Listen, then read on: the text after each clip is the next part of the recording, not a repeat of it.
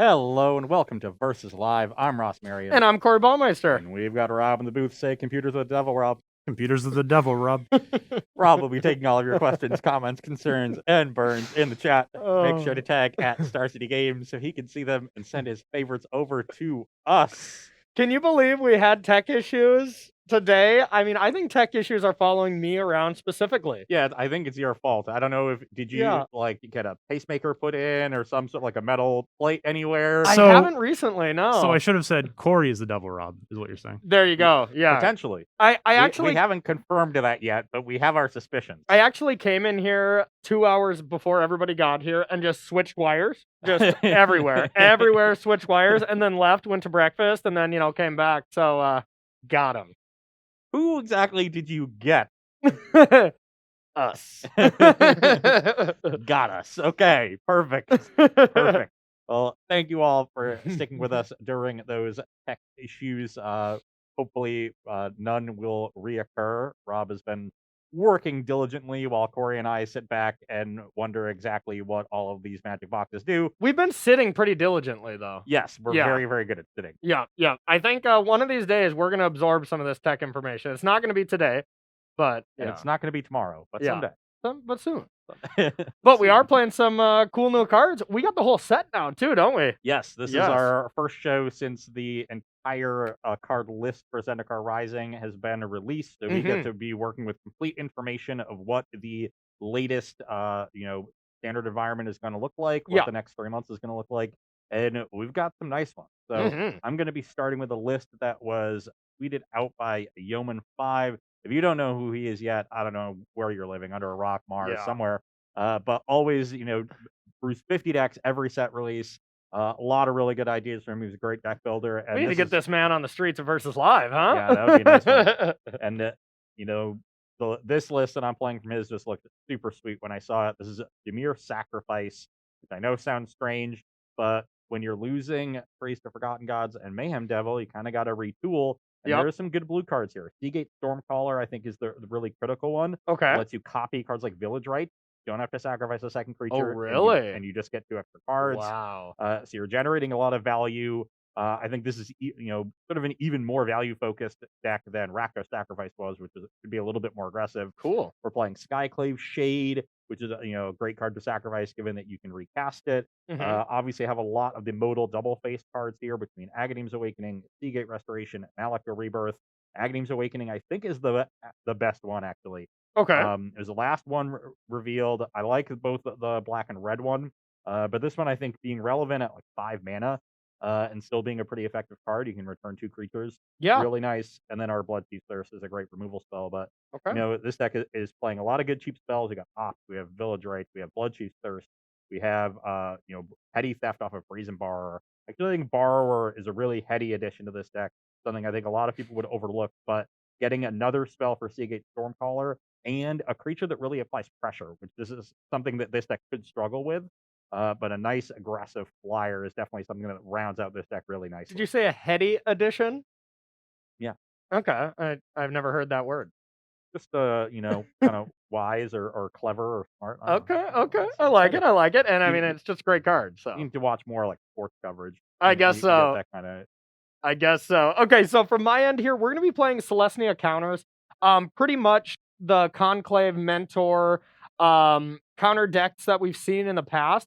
But they weren't necessarily good enough back then, and they still might not be. We'll see. Once at the beginning of formats, these types of decks start to look really, really good, and then people start to dial back removal, and then these decks start to look a little bit worse because these are the style of decks where once you get multiple creatures, the deck kind of snowballs in power level. Yeah. And if you get your spells answered on a 1-for-1 basis, that tends to be kind of the troublesome here. So a lot of cool cards. Luminarch Aspirant is probably the one I'm most excited about. Just that constant generation of counters is probably the most powerful addition in this deck. And if you have Conclave Mentor out here, it's just bananas. But I mean, on its own, it is already just going to be attacking for 3 on the turn after you play it. So I love that already about it. And this is the type of card where it reminds me a little bit like Dramoka's Command, because it just makes combat so tough it's not as tricky, of course, as that card, but being able to just be like, okay, you have 2/3/3s, I have a 5/5 in play. Let's make it a 6/6 so it pushes through and just make combat better. You have so much control over the texture of the battlefield. Exactly. And then other creatures that we have to add here are Oran Reef Ooze. Putting a counter on something when it comes into play, and then whenever it attacks, you're generating a ton of counters. Again, something very nice with Conclave Mentor here. Ooze is a card that really forces your opponent to interact because it Yeah. can snowball out of control so quickly. And honestly, so does this card. So does Conclave Mentor. So this is going to be one of those decks where it's like, okay, you dealt with one thing, everything's a must-answer threat. You know, even Swarm Shambler here is kind of your hanger back walker effect, where tap, keep adding counters on this. A nice one drop here, probably one of our few one drops, if not the only one in this deck, huh? Yeah, that's only one drop. yeah, I think the big hit here is Pelt Collector that we lost, because Pelt Collector into Conclave Mentor, you were attacking for 3. That was just already really, really strong. I mean, that's a pioneer level line. We've seen people do that with Winding Constrictor. Exactly. And then we have our double-faced card here. Put a counter on something, flip it over for a green, or pump your team, flip it over for white. This is the type of deck that doesn't want a lot of tap lands.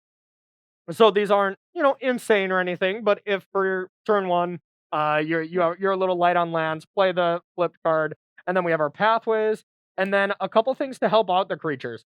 Maul of the Skyclaves was a card that just got previewed the day we played that Boros, or that I played the Boros Nahiri deck. So that's kind of brutal. This is a card I have my eye on. It's actually the card I wrote about this week. Did you? Article. Yes. So nice. It's a card that you like too. That article is live right now. That's actually where this list is from. Okay. Okay. Yes. Maul of the Skyclaves. I think you have this tendency to really view equipment as a glorified aura. Yeah. And I think Maul of the Skyclaves actually functions more like a creature. It's like a really good Sky Knight Legionnaire. Okay. That's okay. the analogy I draw in my article, and then build on it. There's a couple other lists there. Actually, another one of the lists in that I'm going to be playing later in the show. Oh, you're just double dipping, huh? I like it. But the one thing I like about this, it reminds me of like Pirate Cutlass, where it's like a very, very powerful equipment, but you had to be putting it on a specific type creature, so it was unplayable.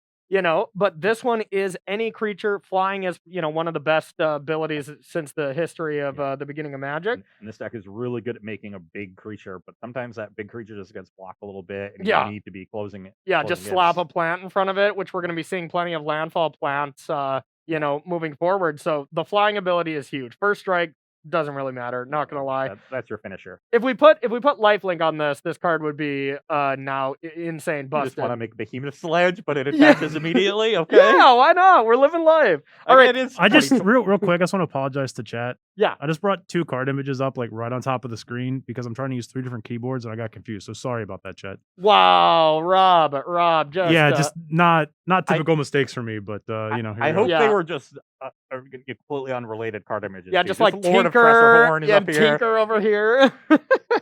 Yeah, they weren't any weird one you would bring up, Yeah. Nice. All right, and then the last card before we get started, Inscription of Abundance. This is probably pretty close to Dramoka's Command, because this does a lot.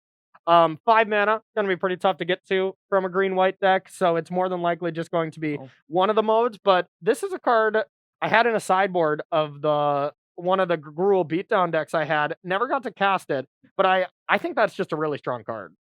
Yeah, and you mentioned that it's going to be difficult to get to 5 mana, but with Mhm. modal DFCs, getting to 5 mana gets a lot easier. So Yeah. I think aggro decks have more incentive to play mana sink in this format, because if they want to get to 5 mana and utilize them to their fullest, then you're going to be able to do that. Yeah.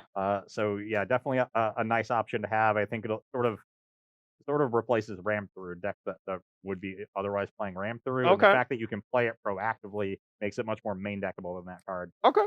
Still competing with something like Primal Might, but in this Sure. deck where that first mode of just putting counters on something can be so strong. Can be double counters, Yeah. or triple even. Yeah. Yeah, well, it can be added with Conclave Mentor, or it can be increased with Wildwood Scourge. Yeah.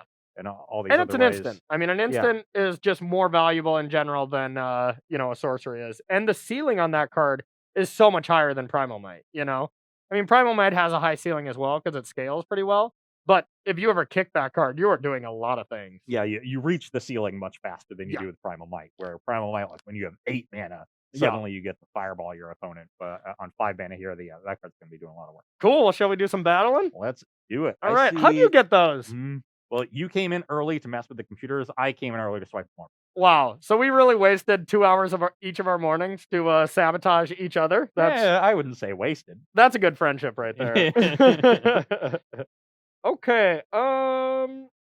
Let's see. And I have my double flip cards already sleeved up and ready this time, so we're really crushing it today. We are firing on all cylinders. All of them, except the technology side. Yeah, but that one doesn't count. Yeah, that one's the least fun. Okay, I think I'm gonna keep. And I keep 7 without a creature.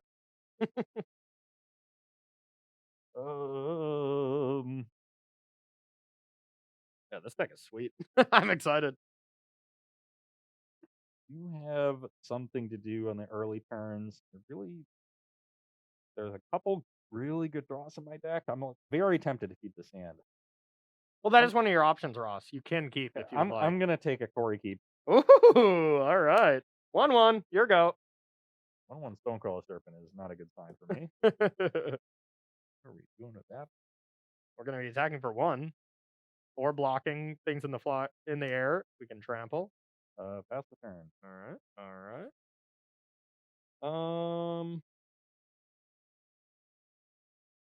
And I'm sure you have that new Fatal Push card, whatever that one's called. It's called the Blood Thief Thirst. Okay. Of note, it is a sorcery. Okay. Thank you for that. Now what do I want to start with? I think I'm just gonna start by getting in there. I will go to 19. Okay, and I'm going to play another 1/1. 1/1 tribal. Your go. I'm gonna need a lot of these dice. Why do I keep grabbing them one at a time? That's foolish. Okay. Yeah, you should just take the entire thing and just dump it everywhere. Thanks, bud. There you Thanks, go. bud. There you go. That was very helpful. All right. Okay. I will be playing a Murkwater Pathway, Okay. and I will be Blood Chief's Thirsting this Wildwood Scourge. Not before it cool. gets out of control. Not cool. I'll pass the turn. All right. Okay, so I'm gonna play this pathway. When you want. I will take the other side. Now let's play an aspirant and then pump this at combat and attack. Yeah. Usually 17. Here goes. First time I cast this card. This card is nice. Okay, that's a good draw. That's a good draw. Not cool. Not cool. I've got an island. I have another Blood Chief Thirst for this aspirant. Wow. And then I have a Skyclave Shade. Okay. 3/1 can't block. Okay. You still get to keep attacking, but now I've got something of my own on the battlefield. Something to maybe sacrifice to Village Right or something if you were to have it. Okay. Top deck was not bad. I kind of wanted that land. Now I think I am going to beat down.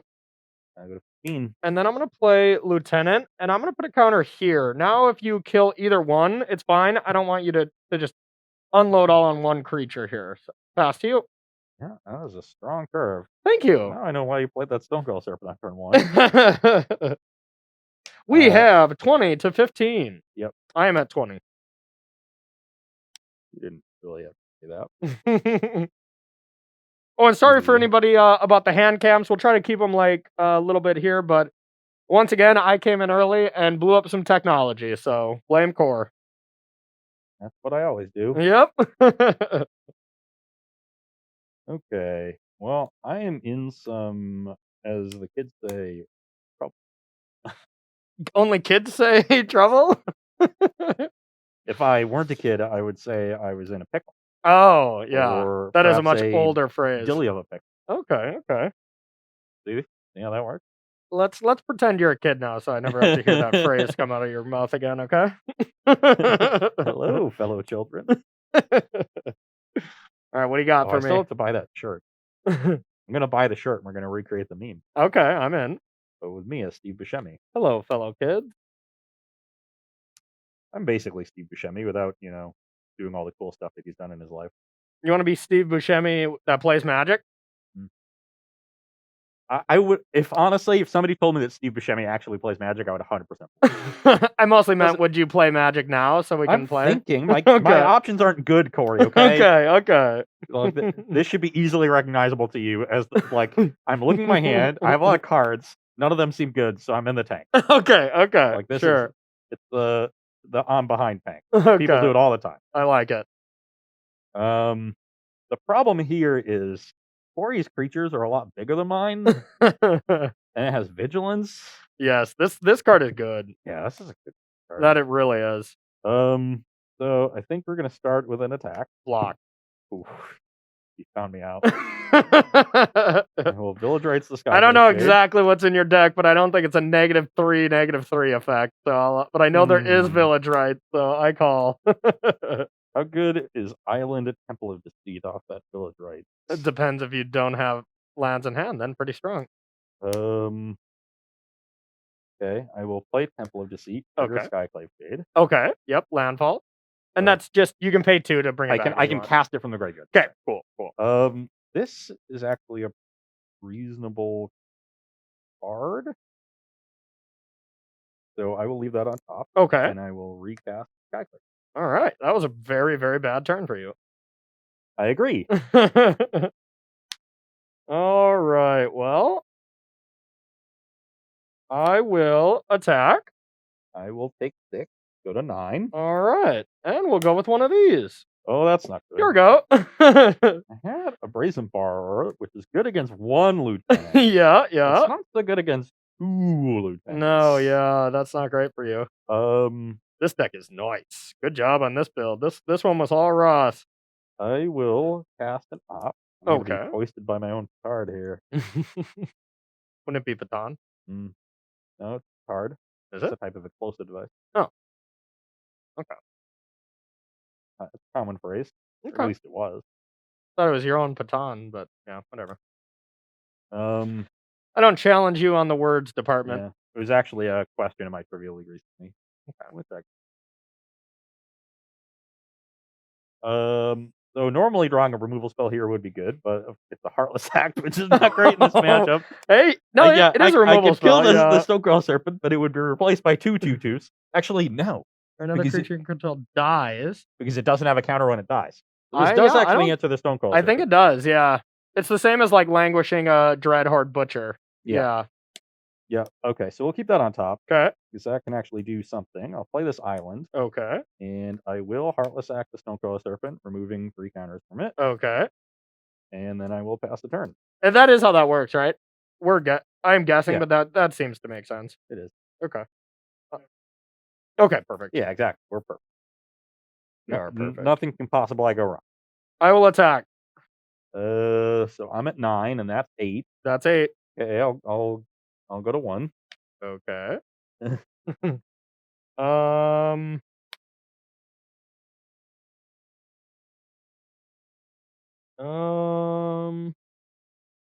All right. I'm gonna go with. Let's see. I have 2 pretty good plays. Just which one's better? I guess this. So we're gonna go with the Oran Reef Ooze, and I'll put a counter on it. Pass to you. Okay, on your end stuff, I'll bounce Lieutenant. Okay. Sounds good, buddy. Your creatures don't block too well, or at all. That is very true. The trick is you're supposed to be attacking, but I didn't get to do that either. I don't know. You attacked once into my 4/5, Yeah. so great work there from Ross. That's a good rule of thumb. If your creatures are neither attacking nor blocking, they're probably not doing a whole lot. That's probably That's the main thing that creatures do. Yeah. Well, all right. So that's gonna do it for game number 1 here between Celestia Counters and Dimir Sacrifice. We are gonna. Oh wait. Yeah, we're previous season. Let's just play another. Yeah, let's do it. Okay. We are going to continue to play the next game right now. Rob, I am dying to get some questions. We didn't have a show Thursday. I haven't talked to our lovely Twitch chat forever. Let's hear it. Yeah, a couple questions here about why no Felidar Retreat in the green-white counters deck. Ooh. So the Felidar Retreat, I think, is a different style of card. Like it's trying to play a really long, grindy attrition. That's the landfall one, right? Yeah, the one that makes a 2/2 cat or puts counters And that second ability is going to be really nice when you've got a full battlefield and Conclave Mentor. But those are games you're winning anyway. Yeah. So Felidar Retreat is really a standalone card, Yeah. right? Because everything you need is contained within it, making the tokens itself, then it's pumping them. Mhm. All you need to do is make land drops. So really, to maximize that card, you just want to surround it with a bunch of interaction and land. Yeah. Not really what this deck is trying to do. This deck's trying to curve out, really end of the curve at 4. That's why you see Bastard's Lieutenant there, and beat down. And Felidar Retreat a little bit slow for those purposes. Yeah, I feel like you just got to play more lands when it comes to that. You Yeah. want to be more of a landfall deck. But I could see it. There's going to be situations where it's unbelievable in this deck, and there's going to be situations where it's very bad. Yeah. Where you play it on turn 4, it's a 4 mana do nothing, and then you hope to draw lands, but you also need to draw spells. So yeah, I agree. I think that seems a little awkward in the list. Yeah. Yep. It reads like it plays well because I just want creatures and counters on my Tokens, stuff, yeah. but it in reality, Especially if you're a it's not cat gonna play person, well. it reads even better. You're like, I like Yeah. cats. I like counters. Cats Yeah. are fine. They're worth it. I have owned cats and dogs, and I Same. just owned a puppy here for now the last 4 months, and I am a dog person. He is so cute. So, all right, one more question for me, Rob, and we'll get started. Really mad at us now. Yeah. Yeah. So out of the entire set, what card do you think will have the most impact on standard? Omnath. Can I'm gonna not take the cheap way out and say Pathways because that's just the clear answer. Mhm. I kind of think Lotus Cobra. Yeah, I think that's a because close I second. think Lotus Cobra is going to be in all the same decks Omnath is, and just as important. Mhm. But it'll also be in other decks and be very important in those as well. It's not going to be as flashy as Omnath. It's Yeah. not as overtly powerful, but it's going to be really important to all of these decks and really good. Still. Yeah, and I could see that too because what we've played with so far with Omnath, the mana bases have felt like nothing, right? It hasn't felt like a big deal at all. But just based on what the metagame shifts to, maybe the metagame is all focused on dealing with early creatures like killing Cobra and stuff that makes it invalidated. But it's a must answer threat. So if the metagame isn't a lot of 2 mana interaction like Heartless Act and stuff, Cobra is going to be just far and away insane, but I just think the ceiling on Omnath is higher than any card in this set and higher than most cards in standard right now. And I didn't even know Evolving Wilds was also standard legal. I wouldn't be shocked if there's going to be an Omnath 8 Evolving Wild deck, 4 Fabled Passage, 4 Evolving Wilds. Because just that alone, even Evolving Wilds, you go Omnath on 4 or Omnath on 3 if you ramp, and then even Evolving Wilds gets you to Ugin on turn 5 because you can get 8 mana with adding with Omnath. So I think Omnath is absolutely unbelievable, and it's going to be very good in standard. I think it's going to rip Modern wide open. I really do. I mean, I think that's weird to say because Modern is such a powerful format, but there's so many fetch lands in it that it's just going to be so good in some style of deck there. I don't know what yet, and I'm going to be working on it. And the mana is yeah. definitely workable there. Exactly. Oddly enough, where it's worse is probably Pioneer, where you don't have the fetch lines and the mana base to cast it is much worse. Yeah, exactly. Unless, Evolving Wilds and Fabled Passage is enough. Yeah. Then, it still might be fine. But I think that's a perfectly respectable answer. Yeah. But it's going to be fun. I know I'm going to be playing a lot in the Streamer Showdown with Omnath tomorrow. That is where I'm going to be starting. Is just a ton of Omnath. I will be on the play here, and my hand is perfectly fine. Okay, let me check out my hand. Yeah, I mean, it's fine. It's nothing insane, but I'll keep. Start on a Temple of Deceit, get a Scry. Okay. And I think I'm going to send this one to the bottom. I've already got one of those. Okay. Already has one of those as described. I will play this 5 mana sorcery tapped and pass to you. I didn't want a second copy of Skyclave Shade. It wasn't so great in game 1. I don't know, man. It did some things. On the play here, it's going to be a lot better. Yeah, that's true. I guess I was on the play that game too, but it didn't happen on turn 2. Semantics. Okay, 1-1, pass to you. 1-1. 1-1. Can't win. It's fine. Everything's fine. Okay. I will attack for 3. I will take it. Oh, but you blocked last time. There's this cool thing about Magic where you get to change your plays at the drop of a hat. Oh, really? I'm serious, yeah. I don't have to do the same thing every Yeah, time. that means you can actually play other decks than these Lurrus sacrifice style decks. I know it's crazy, but Are you sure? Rob, is that allowed? No. Okay. Okay. For Yeah, I knew you were lying. to me. Everybody but you, Ross. I'm Yeah. I'm usually wrong about things, so that would make Yeah, sense that you wouldn't trust that me doesn't there. make any sense. Okay, I'm going to play a Malakir Mire. Okay. Need some more black mana here, and again, I think I just want to kill that thing as quickly as I can. Yeah, makes sense. So maybe not. Maybe I can.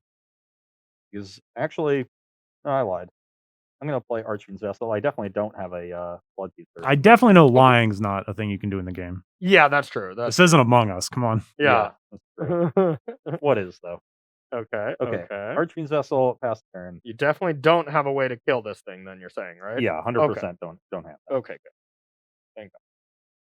All right. Well, so we're gonna do some things. I don't like that. We're gonna do some Don't do things. stuff and things. No things. So I'm gonna start with. Oh, you're gonna. I'm gonna start with a 1/1 counter on here. Okay. I'm going to go with Aspirant. Yep. Beginning of combat, I will put a counter here, put a There's counter here, there. and attack. I will take 3, so we got 17 all. Okay, well that was spicy. Your go. Yeah, we're doing some stuff. I added 5 power. I guess that's not crazy, but that's cool. Lot of not the right kind of mana. Okay, I will attack with Skyclef Shade. I will still be taking it. Brings you to 14. Yep. And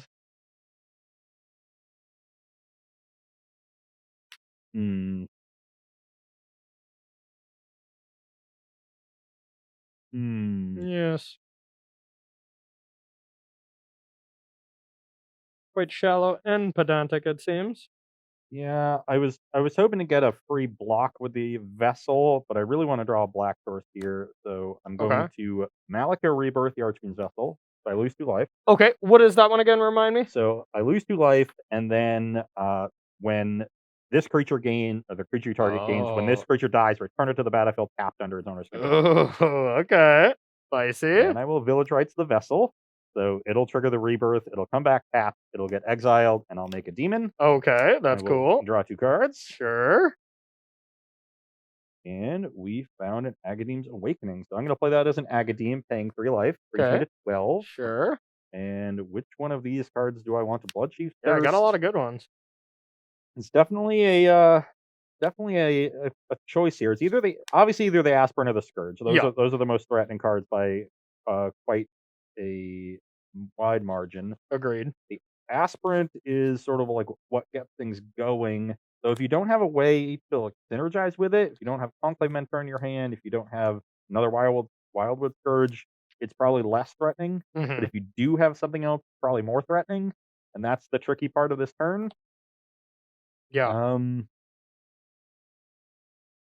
I guess the fact that Aspirant could potentially get the Serpent up to trade with the Demon is potentially annoying, especially if you have the green trick to put 2 counters on this. Yep. Yeah, so I think I'm just gonna hit the Aspirant and hope you don't have a great hand. All right, we're gonna find out. I don't like that. That's you subtly telling me that your hand is great. No. I mean, you have a lot of cards. And Yeah. I'm at 12. I dealt myself 5 damage that turn. That's the subtle rough part. That's the first time we've seen the modal DFC really Yeah. Deal do you much a damage. good chunk of I think damage. you took 3 last week, Red. It was in a Hmm. matchup where it wasn't that important. Okay, I'm just deciding the best way to do all this. I'm gonna start with Conclave Mentor Ugh. Ugh. and No other cards? All lands? then I'll attack. Okay, I will go to 7. Before damage. Uh-oh. Oh no. I'm taking another 5. So we're gonna put 2 counters on here. It's really 3. And Yeah. that means you get I would you get get 1 counter on this. which is 2, yeah. So it'd be 10, yeah. So I'm gonna end up at 2. Yeah, I think that's And what I these are want both to going to do. be 5 Yeah. fives. Yep. That's good. All right, and your go. That's not That good at was all. spicy. Looks like I'm going to lose this race. Huh? I just played Inscription. Inscription of Abundance to just put 2 counters on the Serpent, which is 3 because of this, and then counter gets put here, and so it adds another one onto this because of Conclave. Yeah, a turn or a game when this gets to run away is nice, I must say. Well, my hand is not good here, Okay, so we're going to have to hope to top deck. That means attacking for 3 I will take it. brings you to 11. Yep. I will then Village Right the Skyclave Shade. Okay. Okay.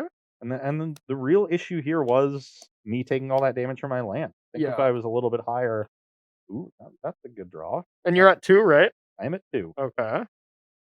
Okay, that is a draw that keeps me alive, so I Okay. like that. I don't.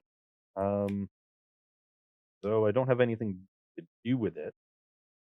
Keeps me alive, but I can't do anything with it. Love it. Yeah, Love it. I will play a Murkwater Pathway. That'll trigger the Shade. Okay. I will play a Lyris. Okay. I wish Archfiend's Vessel got sacrificed because exiled. That card would be Yeah, bananas. it would be. And so now I can block 2 creatures. Okay. I can effectively chump here, trade here, take Yep. 2, gain 3, end at 3 life. Pass turn. Untap. Mother of God. Okay. So I have 2 pretty good plays here in the form of these 2. Guess one is pretty clearly better.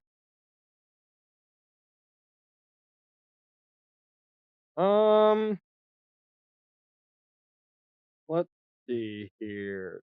Oh wow, yeah. Okay, this is pretty good. All right.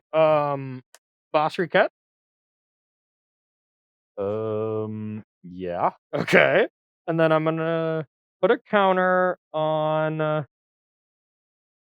this. So that puts 2. Yep. And then 2 on the Wildwood Scourge. Yep. And then this has trample.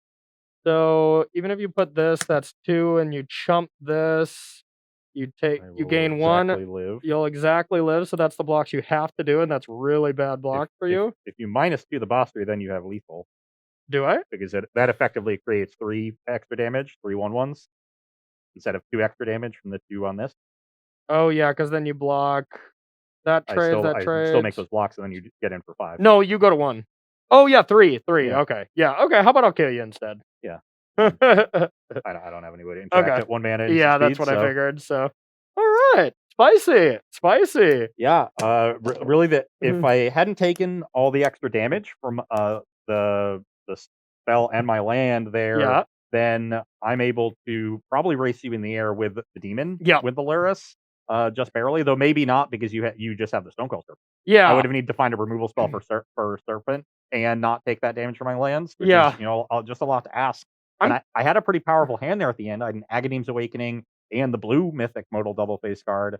So, really powerful stuff ready to go, but they weren't powerful in that situation. Yeah. And yeah, the life loss was a liability in a deck where you don't necessarily gain a lot of life.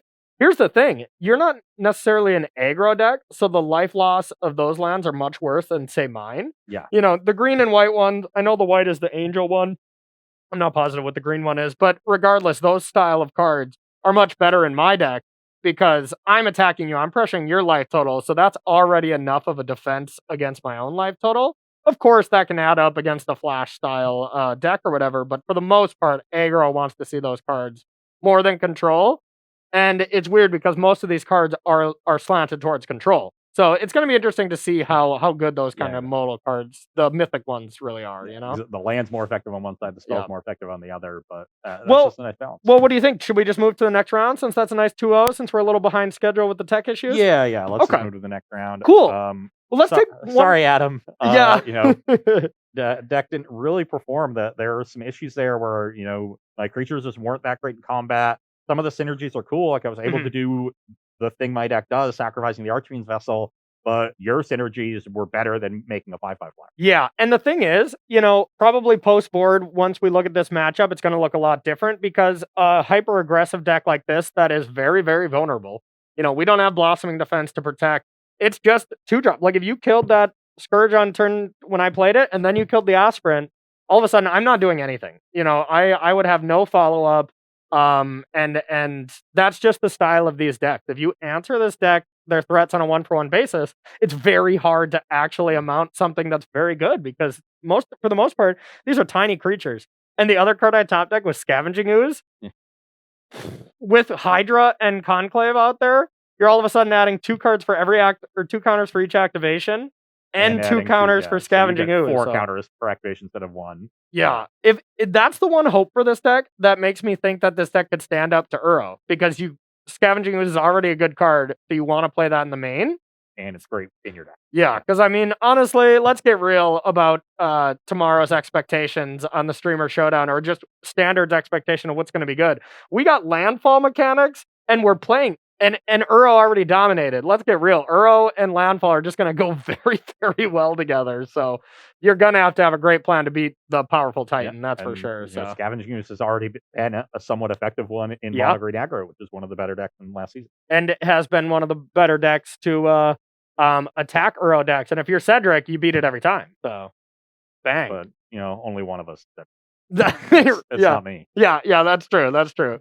All right, one question from you, Rob, if you got it, and then we'll head to break and we'll do a round number 2. Yeah, was there any thought to playing an Obzon deck with the counters so you could play more interaction, or is the mana just not going to be there for Standard? Well, you could potentially work the mana, I think. Yeah, you get the Triome and stuff too, but you got to slow down, I guess. But I don't think that deck wants to play that much interaction. I think you want to be focused on your own synergies and be an aggro deck and trump what your opponent's doing, put pressure on them, and all of those things.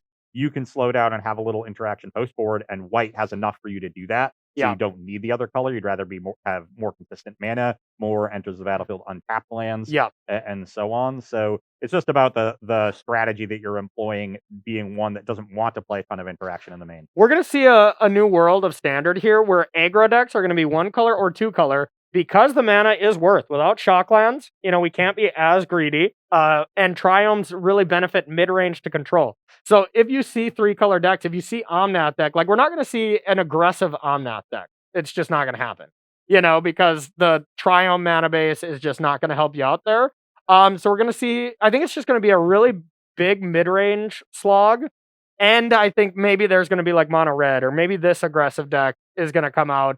But otherwise, I think it's just going to be kind of mid-range piles for a while here, because that's what the lands point to, and that's the key thing in Standard. Yep, that's for sure. So, and speaking of those mid-range piles, that's the matchup we got coming up next. I'm going to be playing a 4-color retreat landfall deck. So this is Felidar Retreat, and you'll see the style of deck that we're, Corey and I are both looking to try to play this card in. It's really powerful. Hopefully it worked out really well. And you got a nice spicy one from Star City's own Brian Gottlieb. Oh, yeah. Oops, all lands. Oops, all lands. Which I believe he wrote about on the website this week. And that article is up right now as well. Yeah, it is a deck that plays, a ton of the double face cards. So you get to play effectively. I think he was up to like 40 lands. Yes, so it's 40 lands. And it's not a Yorion deck. So we wanted to see the interaction between, and of course I'm playing, I believe I'm playing Omnath in this one. No, this was just the Gruul. Yeah, you're just Gruul. Yeah, just Gruul. And so we're making some giant plants and stuff like that. So we're just going to see kind of who does more degenerate stuff here next round. So don't go anywhere. We're going to take a short 5-minute break, and we'll be right back with Versus Live.